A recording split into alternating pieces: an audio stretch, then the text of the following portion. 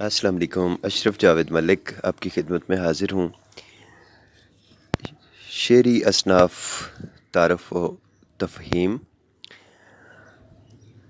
Semester ہے تیسرا، اور فیض کے بارے میں کچھ باتیں۔ فیض احمد فیض 13 فروری 1911 کو سیالکوٹ میں پیدا ہوئے۔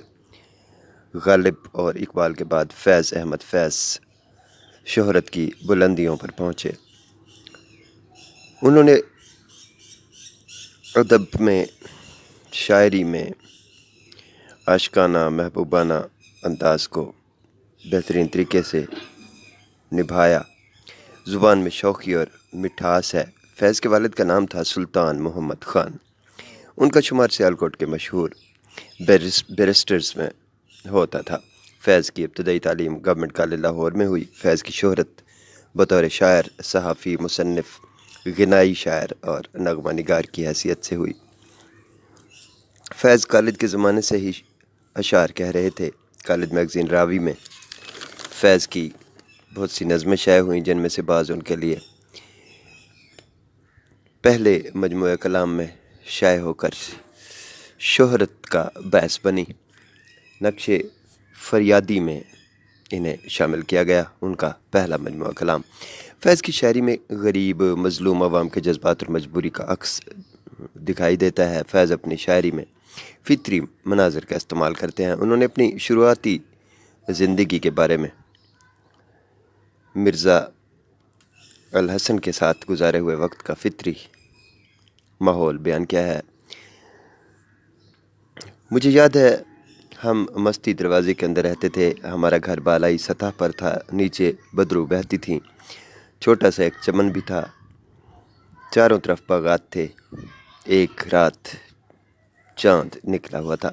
فیض نے ابتدا سے منظر نگاری کی۔ جب سے انہوں نے قدرتی مناظر کو اپنا موضوع بنایا، آخر تک یہ ختم نہیں ہوا۔ یہ صرف قدرت کے تجربات سے گزرتا ہوا رنگ تھا جو انہوں نے پیش کیا۔ رات یوں دل میں تیری کھوئی ہوئی یاد آئی، جیسے ویرانے میں چپکے سے بہار آ جائے، جیسے صحراؤں میں ہولے سے چلے باد نسیم، جیسے بیمار کو بے وجہ قرار آ جائے۔ بے دم ہوئے بیمار دوا کیوں نہیں دیتے، تم اچھے مسیحا ہو شفا کیوں نہیں دیتے۔ مٹ جائے گی مخلوق تو انصاف کرو گے، منصف ہو تو پھر حشر اٹھا کیوں نہیں دیتے۔ ان قدرتی مناظر کا ماحول دیکھیے کہ آسماں پر اداس ہیں تارے، چاندنی انتظار کرتی ہے۔ فیض نے منظر نگاری کرتے ہوئے اپنی شاعری میں جو حسن اور رنگینی پیدا کی، اس سے ان کی شاعری میں عاشقی کی ایک فضا جھلکتی ہے۔ فیض اپنی عاشقی کے لیے کہتے ہیں، جوانی کے دنوں میں جو دوسرے واقعات ہوتے ہیں وہ بھی ہوئے اور سب کے ساتھ ہوتے ہیں۔ شعری ادب میں فیض نے اپنے پہلے فطرت اور پھر عاشقی کا راستہ اختیار کیا۔ اس کے بعد محبت کو موضوع بنایا۔ اس کے بعد دنیاوی مشکلات اور لوگوں کے احساس اور تصور سے شاعری میں ذہنی رنگ پیدا ہوا، جس سے ان کی شاعری بہت زیادہ مشہور اور ترقی یافتہ ہوئی۔ ادب میں ان کا ایک بڑا مقام بن گیا۔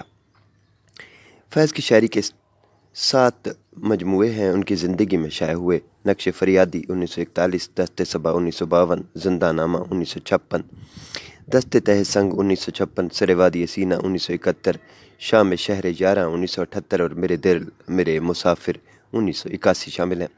ان مجموعوں کو یکجا کر کے فیض کی کلیات نسخہ ہائے وفا کے نام سے شائع ہو چکی ہے۔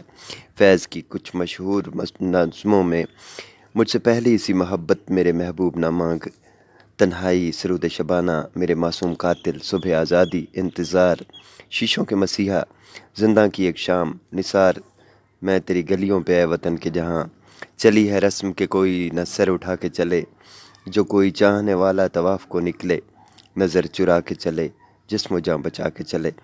تو یہ نظم ہے نثار تیری گلیوں پر، اے روشنی کے شہر۔ یہ سبھی نظمیں فیض کی شہرت کا باعث بنی۔ ایسے ہی اب یہ شعر دیکھیں کہ اور بھی دکھ ہیں زمانے میں محبت کے سوا، راحتیں اور بھی ہیں وصل کی راحت کے سوا، تم آئے ہو نہ شب انتظار گزری ہے، تلاش میں ہے سحر بار بار گزری ہے۔ اور ایسے ہی دیکھیے کہ تیری صورت سے ہے عالم میں بہاروں کو ثبات، تیری آنکھوں کے سوا دنیا میں رکھا کیا ہے۔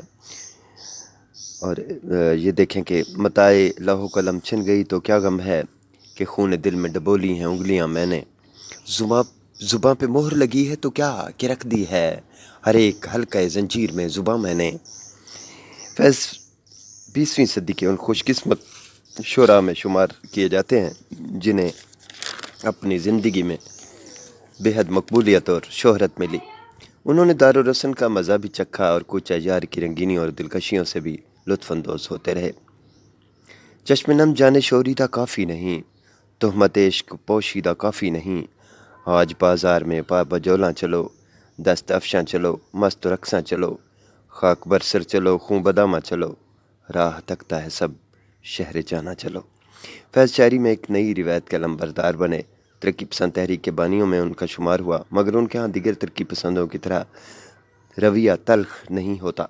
انہوں نے رائج الفاظ کو نہایت فنکارانہ انداز میں معنی عطا کر دیے اور غزل کی معروف روایات کو اپنے نصب العین کے مفاہیم کے ساتھ بیان کیا۔ تم آئے ہو نہ شب انتظار گزری ہے، تلاش میں ہے سحر بار بار گزری ہے، وہ بات سارے فسانے میں جس کا ذکر نہ تھا، وہ بات ان کو بہت ناگوار گزری ہے۔ فیض کی شاعری کی چند نمایاں خصوصیات کو اس طرح بیان کیا جا سکتا ہے۔ فیض ترقی پسندوں کی مام تصور کیے جاتے ہیں۔ انہوں نے نہایت خلوص اور فنکاری کے ساتھ اپنے نظریات اور رجحانات کو اشعار میں ادا کیا۔ ترقی پسندی شعر و ادب میں ایک نئی روایت ہے جسے انہوں نے مزدور، محنت کش کسان اور دوسرے طبقات کے دکھ درد کی سچی ترجمانی کے طور پر استعمال کیا۔ فیض کا فنکارانہ کمال یہ ہے کہ انہوں نے رائج شعری ڈھانچے سے فکر و خیال کی نئی عمارات کھڑی کیں۔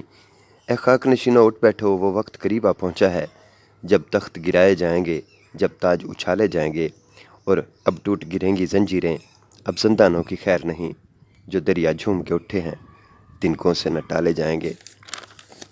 ابھی چراغ سر راہ کو خبر ہی نہیں کہ اب گرانی شب میں کوئی کمی نہیں آئی، نجات دیدہ و دل کی کھڑی نہیں آئی، چلے چلو کہ وہ منزل ابھی نہیں آئی۔ رومانویت فیض کے ہاں انقلاب آفرین رومانیت ہے۔ فیض کے ہاں آدرش پایا جاتا ہے، یہ آدرش وہ معاشرے میں دیکھنا چاہتے ہیں۔ دنیا نے تیری یاد سے بیگانہ کر دیا، تجھ سے بھی دل فریب ہیں غم روزگار کے۔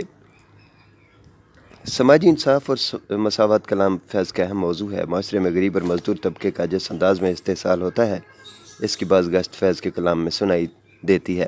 سماجی اور اقتصادی عدم مساوات سے معاشرے میں انگنت مسائل پیدا ہوئے۔ فیض ان تمام موضوعات کو شاعرانہ حسن کے ساتھ بیان کرتے چلے جاتے ہیں۔ ان دہکتے ہوئے شہروں کی فراواں مخلوق کیوں فقط مرنے کی حسرت میں جیا کرتی ہے، یہ حسین کھیت پھٹا پڑتا ہے جو بن جن کا، کس لیے ان میں فقط بھوک اگا کرتی ہے۔ غزل کا مزاج عموماً صاف ہے، جس میں درد و غم اور سوز و گداس بنیادی صفات ہیں۔ فیض کی غزل ایک منفرد روایت کے حامل ہے۔ فیض نے اپنے مثالی سماجی انصاف کو محبوب موضوع بنایا۔ اس طرح فیض نے غزل کی معروف روایات کو معاشرتی اور سماجی انصاف سے ہم آہنگ کر کے ہمارے سامنے پیش کیا۔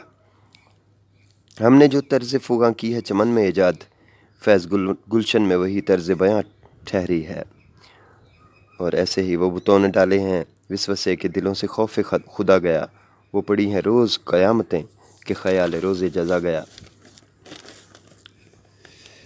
فیض نے شاعری کی ابتدا غزل سے کی، لیکن آہستہ آہستہ نظم کی طرف متوجہ ہوئے۔ فیض کو دونوں اصناف پر قدرت حاصل رہی۔ مجموعی طور پر فیض کے کلام کو دو حصوں میں تقسیم کیا جا سکتا ہے۔ پہلے دور کو ہم رومانی کہہ سکتے ہیں۔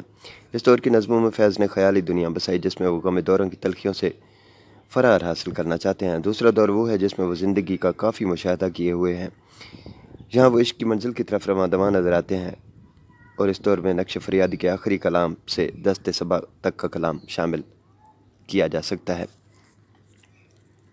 مجھ سے پہلی سی محبت میرے محبوب نہ مانگ، میں نے سمجھا ہے کہ تو ہے تو درخشاں ہے حیات، میں نے سمجھا تھا کہ تو ہے تو درخشاں ہے حیات، تیرا غم ہے تو غم دہر کا جھگڑا کیا ہے، تیری صورت سے ہے عالم میں بہاروں کو ثبات، تیری آنکھوں کے سوا دنیا میں رکھا کیا ہے۔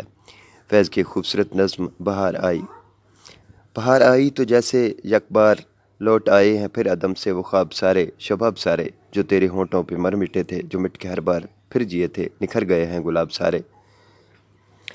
फैज़ के हाँ अलामतों के मफ़ाहिम की तलाश पेचीदा नहीं, इसीलिए आम कारी के फ़हम से करीब तर हैं। उन्होंने ज़ुल्मत और सहर जैसी अलामतें अपने इज़हार के लिए इख्तियार की, जिनका मफ़हूम कदीम जबर का निज़ाम और जदीद अमन दोस्ती और इंसान दोस्ती का निज़ाम है। ये दाग दाग उजाला, ये शबगुज़ीदा सहर, वो इंतज़ार था जिसका, ये वो सहर तो नहीं, ये सहर वो नहीं जिसकी आरज़ू लेकर चले थे यार के मिल जाएगी कहीं ना कहीं।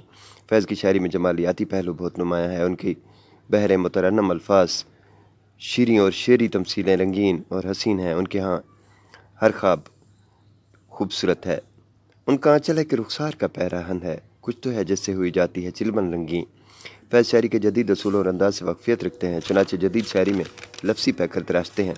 उर्दू शायरी में ये खुसूसियत उनके यहाँ उन्हें मुनफरिद बनाती है। सो रही है घने दरख्तों पर चांदनी की थकी हुई आवाज़। मारूफ नकाद प्रोफेसर अली अहमद सरूर लिखते हैं, फैज़ की शायरी में अंग्रेज़ी अदब के एक खुशगवार असर जदीद इंसान के जहन और एशियाई तहज़ीब के काबिल कदर इन अनासर के एक कौसो कुजा जलवागर है। मशहूर स्कॉलर अदीब डॉक्टर जमील जालबी का ख्याल है कि फैज़ की सबसे नुमायाँ खसूसियात उनके ख़यालात की संजीदगी, शख्सियत का तवाज़ुन और शेरी एतदाल है। मरूफ शायर नगमा निगार मजरूह सुल्तानपुरी कहते हैं, फैज़ अहमद फैज़ तरक्की पसंदों के मीर तकी मीर थे। मुख्तसर ये कि फ़ैज़ की शायरी जवान जज्बों की शायरी है। यह जज्बा खा वो इनकलाब से ताल्लुक़ रखता हो या मोहब्बत से, फ़ैज़ का सबसे बड़ा इम्तियाज़ है कि उन्होंने इनकलाबी आहंग पर जमालियाती एहसास को मालियाती एहसास पर इनकलाब आहंग को कुर्बान नहीं किया, बल्कि उन दोनों की आमेज़ से नया शेरी रचाव पैदा किया। उनकी शायरी में जो दिल आवेज़ और दिलासानी, नरमी और क़ुव्वत शिफा है, वो इस ऐत के किसी दूसरे शायर के यहाँ मौजूद नहीं मिलती।